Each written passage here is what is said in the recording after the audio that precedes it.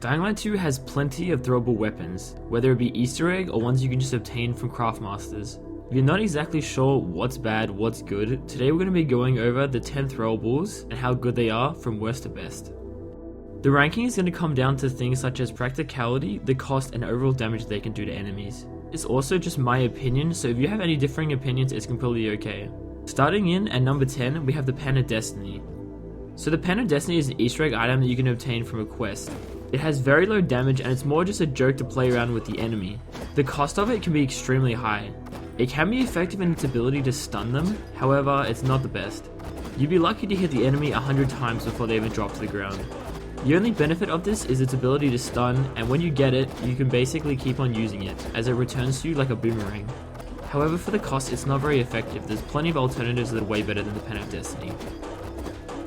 Coming at number 9 is the Infected Blade. It has perfect times to be used, such as when you're raiding camps, however it usually alerts the enemies to your position. For some reason, the turn enemies always seem to target the player more than other enemies, so they end up fighting you instead of the enemies. The turn enemies usually get killed pretty fast by the other enemies, so they're not very strong. Overall, I wouldn't say that they're very effective. To be honest, they're kind of a waste of a rare trophy, which I think is pretty much an expensive currency.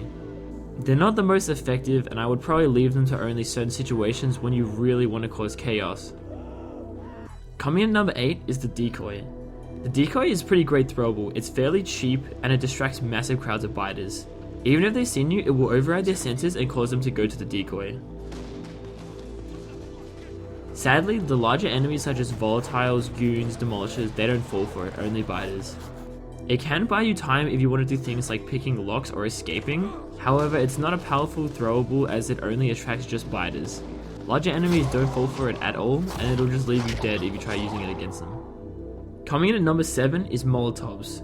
Early in the game, Molotovs are absolutely amazing, doing initial damage that will usually kill most enemies. However, late game it drops off pretty hard.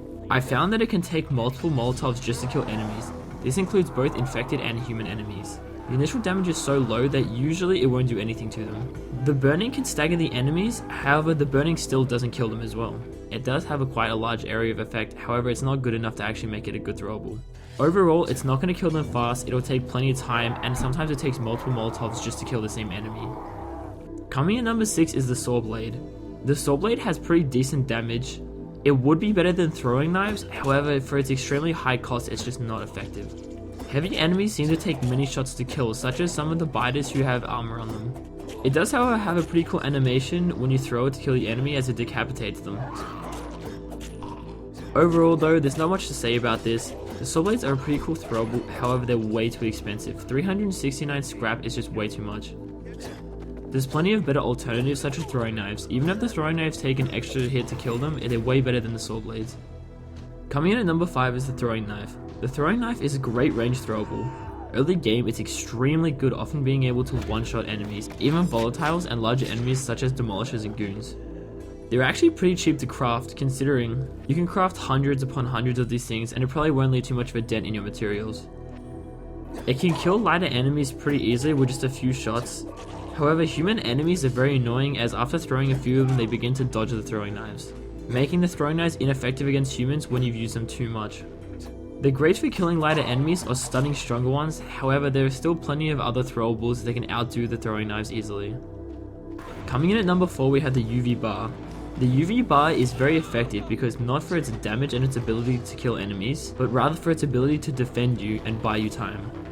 It's decently cheap, it's not too expensive, however some of the materials can be a little bit hard to get. The reason why the UV Bar is so good is because it can save you in the worst of situations.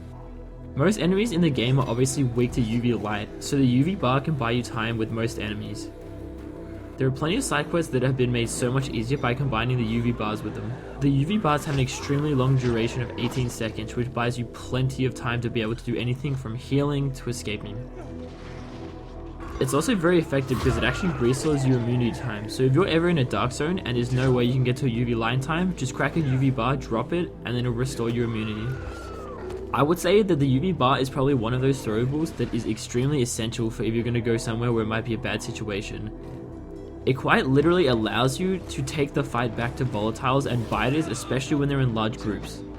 I know early game that the volatiles are extremely strong, so being able to crack a UV bar and fight back is extremely valuable. Number 3 are mines. Mines are decently cheap. I wouldn't say they're the cheapest in the game, but they're better than a lot of other options. They have the highest damage of any throwable, so you might be wondering why is this not better on the list. The reason for that is their lower explosion radius. Pretty much the only downfall with these mines is they have to be positioned perfectly. Enemies have to walk pretty much exactly on where the mine has been placed. Early game, these things are amazing. They can pretty much kill anything, including demolishers. They pretty much shine in their ability to deal extremely high damage to the stronger enemies. They're mainly great in places where there's small spaces, such as when enemies have to walk through doorways, because it makes planting the mines and having the enemies walk in them extremely easy. If you're trying to craft large quantity of mines, however, it can become extremely expensive.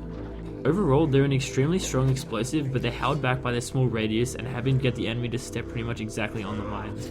Coming in second is DIY grenades. So DIY grenades are not exactly the cheapest to craft, however, they shine in their ability to deal massive damage. It begins with an initial damage and it's followed by 3 smaller explosions after. If enemies are caught in multiple explosions, they usually will die. If placed correctly, they can kill massive groups of enemies due to all the explosions that occur. They're extremely easy to throw and fast acting. You can throw one of these in the crowd and within a couple seconds they can take out the group.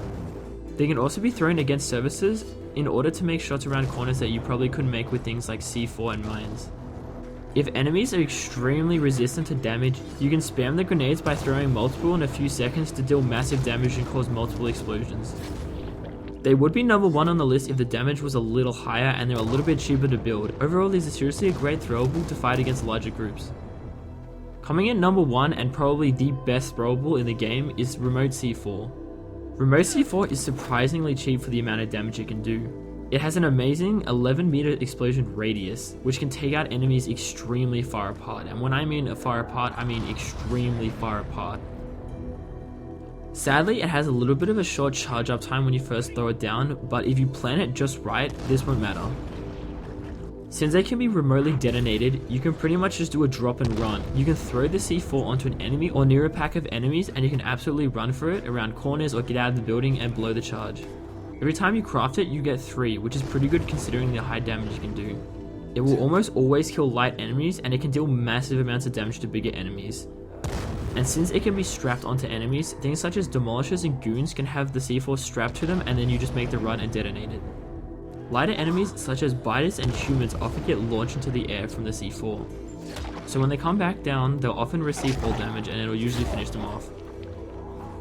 Overall, C4 is just the way to go. Its damage is so high and the amazing radius it can do is just so worth it. It's one of those things that if you plan it just right, you can seriously take out massive groups with ease. Against larger enemies, it's seriously the way to go. Strapping some C4 to their chest and then running away and detonating can do massive damage. If you have the option, I would definitely go straight to upgrading the remote C4. It's probably one of the best in the game and it's decently cheap. Anyway guys, that's pretty much it for the video. Let me know whether you guys agree in the comments with this list. Thank you so much for watching, I'll see you all next time.